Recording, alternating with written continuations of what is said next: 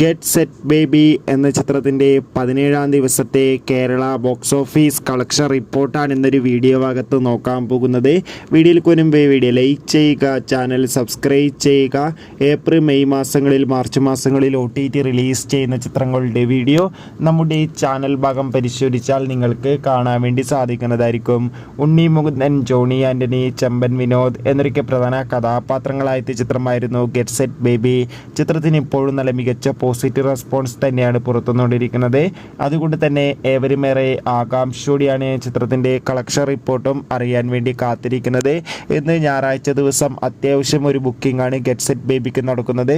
അതുകൊണ്ട് തന്നെ ഇന്ന് മാത്രം ഏകദേശം 30-20 ലക്ഷത്തിൻ്റെ അടുത്ത് പേരെങ്കിലും കളക്ഷൻ നേടിയെടുക്കാൻ വേണ്ടി സാധിക്കുമെന്നാണ് ട്രാക്കിംഗ് റിപ്പോർട്ടുകൾ സൂചിപ്പിക്കുന്നത്.